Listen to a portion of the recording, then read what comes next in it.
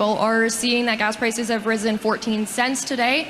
And I'm wondering if the government is prepared to consider eliminating or lowering the carbon tax. Okay, and...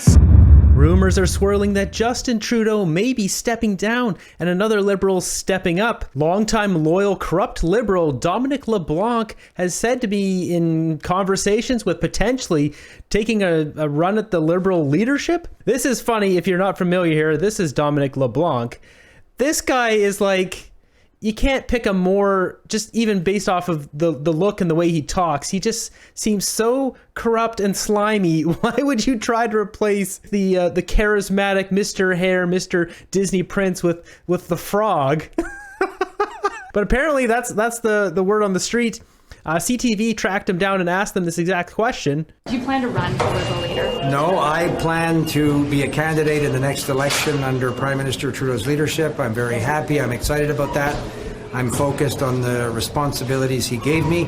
It's a big job. I'm enjoying it, and I'm optimistic that our team and the Prime Minister will make the case to Canadians as to why we should be re-elected. Have you been having discussions, though, about a potential run in the near future? I've answered that. Do you think the Prime Minister should resign?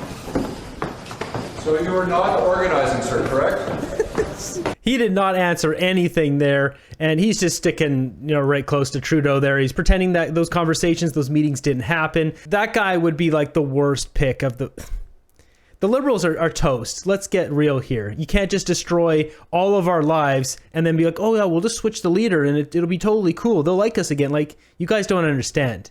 The Liberal Party, if you're watching here, you're screwed. We're not voting for you guys. Ever again. If you look at the comments, people say if any of these Liberal members join a company, become a board member, people will boycott all of those products. It is that bad. You guys have screwed us so bad. We will never forget. In regards to Dominic LeBlanc here, we've got a panel here. I just want to play one quick snippet from down here. This is pretty unbelievable. Is it just politics, do you think, Tom? And what do you think about sort of the metric by which we'll be looking ahead to whether or not the Prime Minister ultimately makes the decision to step away? Like, at what point do you think the evidence is objective enough that he will have to make that choice, or does that not happen in that role? I thought for some time that he was going to give himself until June. You remember over the Christmas holidays, we were told he had brought in some new communications top guns. And I think they've been shooting blanks mostly. And I think that he's giving himself till the end of this current session. And he'll take stock of it during the summer. If he's still 20 points behind, look, he's got a full career left ahead of him. He's relatively young. He's got a very big value on the open market. I mean, he would be on the board of some of the biggest companies in the world. He's got the best Rolodex you'd ever want to have. He can phone people that he's worked with over the years. That he'd be a real asset. So he doesn't, if he's still 20 points behind, he doesn't want to get crushed in the next election. He'd want to give his party a chance. I'm with Christie on the idea that he's going to be the type to intervene in the leadership race. He is that type. He's very interventionist. But I've always thought that he's been keenly aware of one thing, which is that of the 5 parties present in the House of Commons, there's only one that's never had a woman leader, and that's the Liberal Party, ironically enough, because they present themselves as the feminist, Mr. Trudeau personally, and so forth. I think he would put his full weight behind Chrystia Freeland. She's been a stalwart. She's delivered. She's just done so much for him. I think that her biggest problem, of course, is she's super smart, great administrator, but she's not very good at retail politics. When you tell people that you're understanding their suffering because you just told your kids you're canceling your Disney Plus subscription, you're not connected to folks on an ordinary level. So I think that might be one of her challenges, in addition to the fact, of course, that she would bear all of the burden of trailing the casseroles behind her of the entire Trudeau administration. So anybody coming in who would have to be fresh, that would probably mean Carney, but that would mean that the Liberals still would never have had a woman leader. Yeah, she has done a lot for Trudeau. She's done nothing for us. All she's done for us is hurt us with these stupid budget and just terrible financial leadership. At the fact that he says that Trudeau has such immense value. Trudeau doesn't even have value in a barn. A donkey wouldn't share its hay with Trudeau. That's how worthless that man is. He's the most hated man in Canada. You think you want that person part of a board of your company? Every single one of us on the side of Canada, the 70+%, 75% of us, will not support any company that Trudeau becomes a board member of, period. And I will make it very, very clear where that schmuck goes after this so we can punish the companies that try to bring on that dictator fool as a member of their board. I think this guy's out to lunch if he thinks that Trudeau has value. Sure, I'm sure his Rolodex is great for, drumming up some new scams and new swindling schemes, but not for some big publicly traded company. I don't think so. So that's what we're going to play from this one. We are definitely not going to listen to Christy Clark. I lived in Vancouver when she destroyed that city, and I loved that city. I loved living in Vancouver back in 2007, 2008.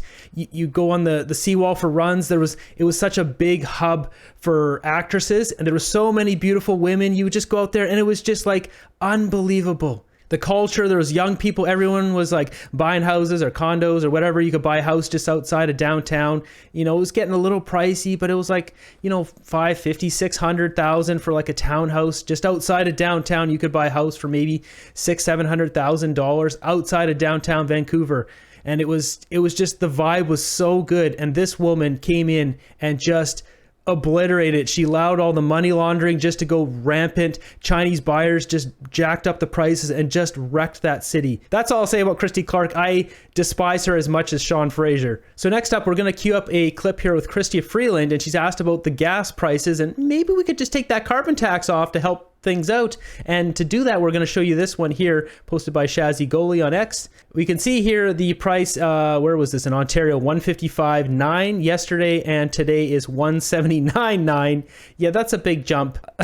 That's a very big jump. On Vancouver Island here, we're paying 203.9, so our prices are already maxed out. And it's even more expensive in Vancouver, another 7 or 8 cents. My question is about the gas prices today. Many people are seeing that gas prices have risen 14 cents today.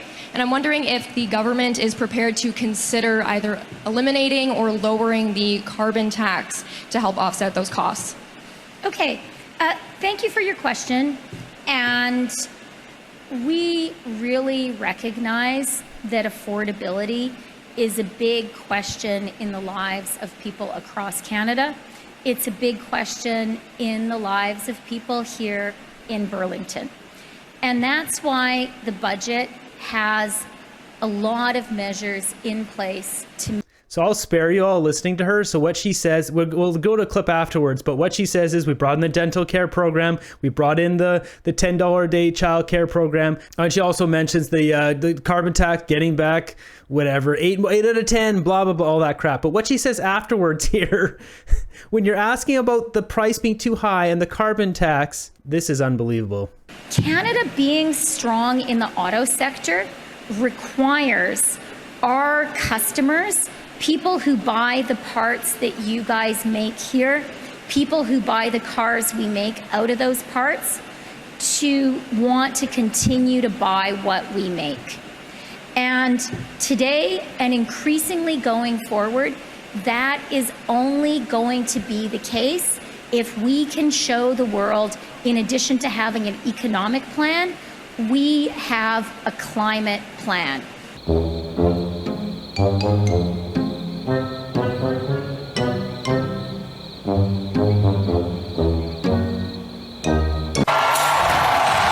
$5,000 in Edmonton.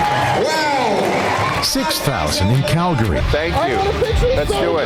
Yes! Thank you, man. Very much, guys. Appreciate it. Thank you. Yes, I come from...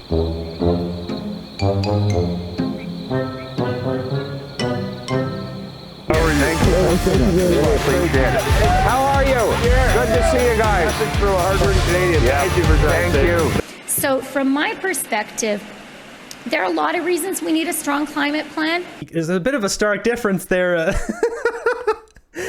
Those rallies there for Trudeau and Freeland not looking so hot. I swear they pay people to show up at those, or in that case, there's workers who don't want to be there. It's just pitiful. Every single one of them is like that. Next up, we've got the mayor here of Calgary, Mayor Gondek, who... This clip is outrageous. She claims that the people are rejecting home ownership because renting offers more freedom. How delusional and detached is this person? So we're starting to see a segment of the population reject this idea of owning a home, and they're moving towards rental because it gives them more freedom. They can travel to different places. They can try out different communities. Their job may take them from place to place. And so people have become much more liberated around what housing looks like and what the tenure of housing looks like. But as municipalities, we haven't kept pace with that change. We're still stuck in the 40s, 50s, and 60s. No wonder she got booed out at the Saddle Dome or wherever that was. Next up, we got a clip here of Justin Trudeau, who says it's getting harder and harder to blame the previous guys. Yet he still does that. Of course he does. For 8+ years, it becomes harder and harder to blame the previous guys for challenges you're facing. But housing is a long-term issue in this country. And the fact that for 10 years, the Conservative government, in which Pierre Poilievre was actually housing minister, the fact that they withdrew completely from housing and said actually explicitly that the federal government should have nothing to do with affordable housing specifically, was just wrong, and it's something we're playing catch up on ever since. What a disgrace, man. The reason we're in that situation is because you brought in too many immigrants. We only have two solutions now to fix this problem. It's either one, we deport like 4 million people, or we stop immigration and build 4 million plus houses. That's our only two options now. Because of this fool. He's broken our country. After he's thrown out of office, he should be tried for his crimes against us.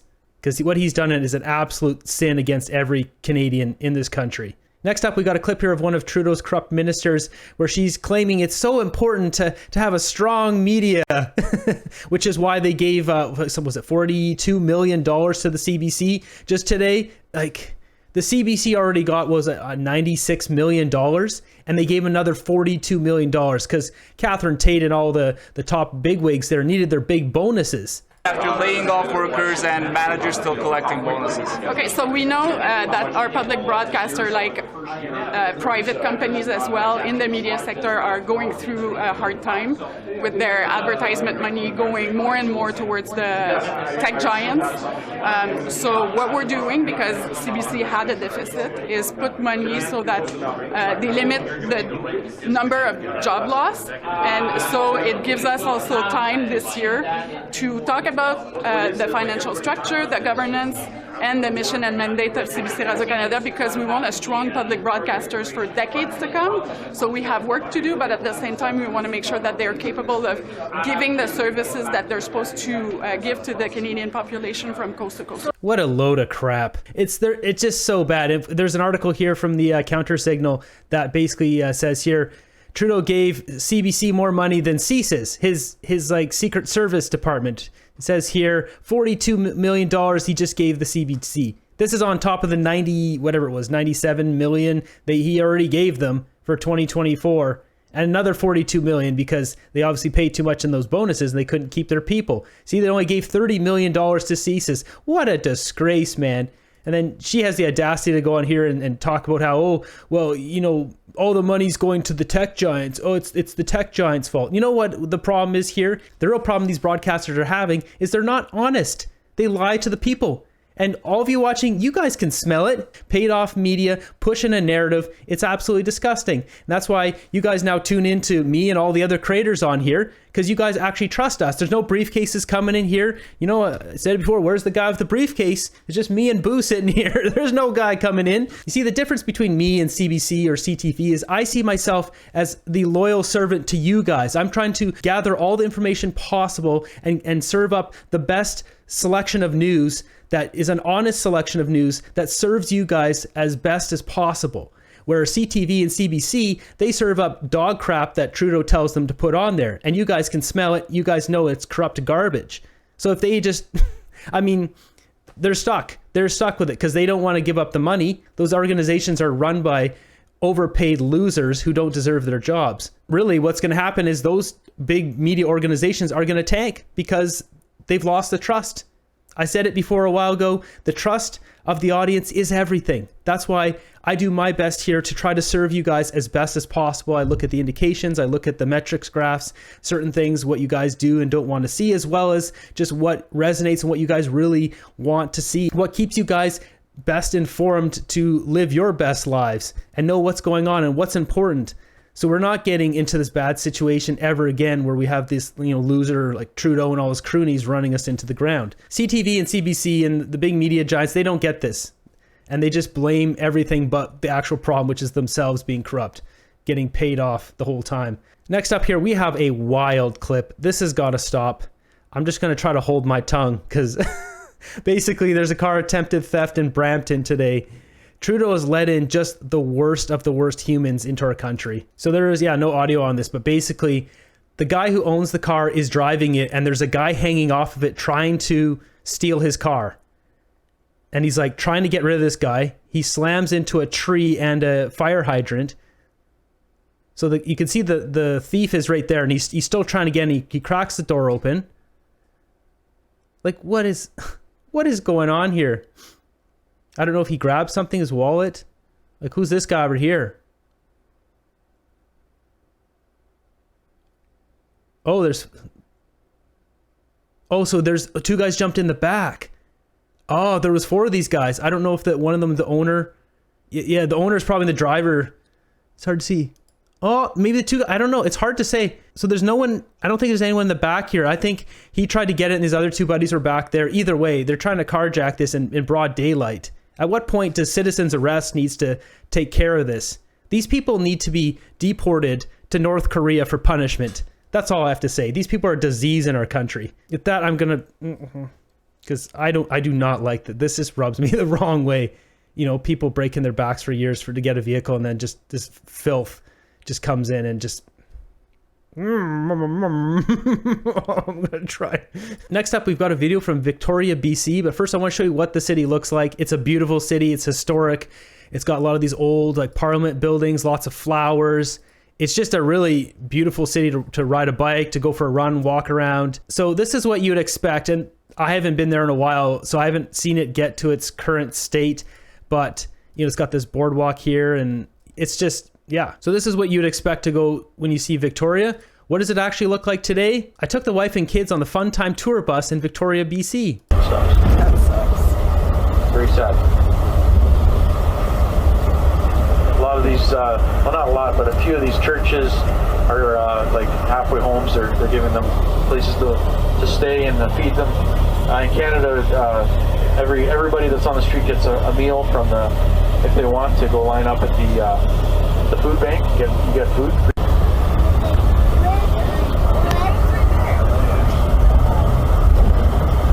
Unreal. It was just a crane. I saw another castle. Yeah. Definitely not stopping at that castle. Nope. That castle is awesome.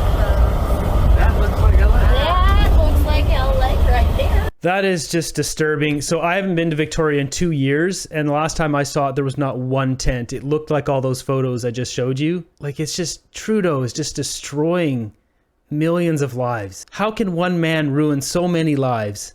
It's rough looking at that stuff. It just bothers me that we have such terrible losers that run our governments. They have no conscience. They have no feeling or emotion. All they care about is spending, spending, spending. Jacking up the home prices, got to get the banker buddies rich, right? Got to get that kickback, right? Right, Trudeau? You getting your banker buddies nice and rich there? You get that big fat kickback? Like, this is not okay. We're going to find a funny meme to end off this video because that's some sad images there in Victoria. So we're heading to my group here. What do we got? Give me your money. I'm a politician. Then give me my money. It's true. There's a carbon tax right there. What they're afraid of: vampire sunlight, Superman kryptonite, liberals work boots. They like rolling up their sleeves. They really like rolling up their sleeves. They love saying that more than they actually do like doing any actual work. Some of you are going to keep trusting the government until your pronouns are was and were. We got a tweet here from Piers Morgan. So glad I'm not Canadian. Yeah, remember this. This is a Barbie launch. Trudeau with his son wearing pink. It's just why, man? What Chinese products can you live without, Trudeau? Well, that does it for this episode. Let me know in the comments down below if you think Trudeau's going to step down. I don't think so. I don't think Dominic LeBlanc is going to try to fight for his leadership, like get his position. Let's be real. Dominic LeBlanc is a complete loser. He just looks like a loser too. People are visual. They're not going to vote for someone who looks like a loser. So you look at Pierre Poilievre, his communications director told him get rid of the glasses, loosen up the hair a little bit. It's just optics matter. And Dominic LeBlanc is like the last member of the Liberal Party that would get voted in. Let's be real. That's my thoughts on it. Let me know your thoughts down below. Thanks for watching the end of the video here. I greatly appreciate all of you watching here. We'll keep fighting for freedom until we get it. I'll see you in the next one.